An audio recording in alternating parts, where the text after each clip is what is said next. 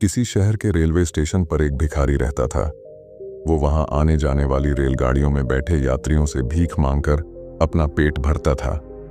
एक दिन जब वह भीख मांग रहा था तो सूट बूट पहने एक लंबा सा व्यक्ति उसे दिखा। उसने सोचा कि यह व्यक्ति बहुत अमीर लगता है, इससे भीख मांगने पर यह मुझे जरूर अच्छे पैसे देगा। वह उस लंबे व्यक्ति से भीख मांगने लगा। भिखारी को देखकर उस लंबे व्यक्ति ने कहा, तुम हमेशा मांगते ही रहते हो, क्या कभी किसी को कुछ देते भी हो? भिखारी बोला, साहब मैं तो भिखारी हूं, हमेशा लोगों से मांगता ही रहता हूं।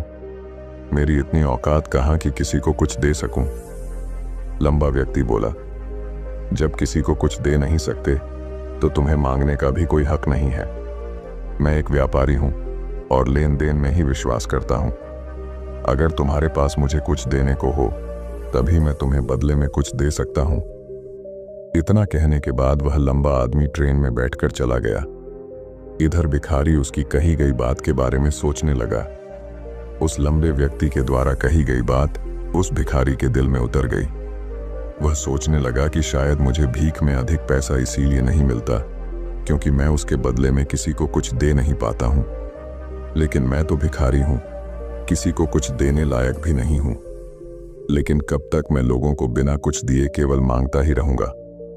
बहुत सोचने के बाद उस भिखारी ने निर्णय किया कि जो भी व्यक्ति उसे भीख देगा उसके बदले में वह भी उस व्यक्ति को कुछ जरूर देगा।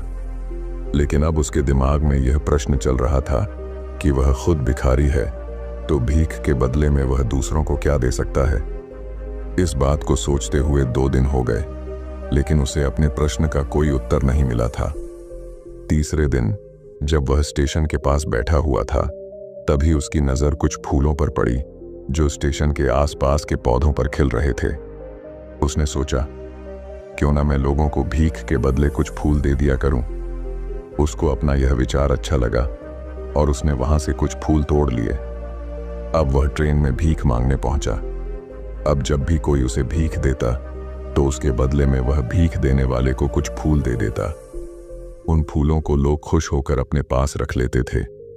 अब भिखारी रोज फूल तोड़ता और भीख के बदले में उन फूलों को लोगों में बांट देता था। कुछ ही दिनों में उसने महसूस किया कि अब उसे बहुत अधिक लोग भीख देने लगे हैं। वह स्टेशन के पास के सभी फूलों को तोड़ लाता था। जब तक उसके पास फूल रहते थे तब तक उसे बहुत से लोग भीख देते थे, लेकिन जब फूल बांटते बांटते खत्म हो जाते तो उसे भीख भी नहीं मिलती थी। अब रोज ऐसा ही चलता रहा।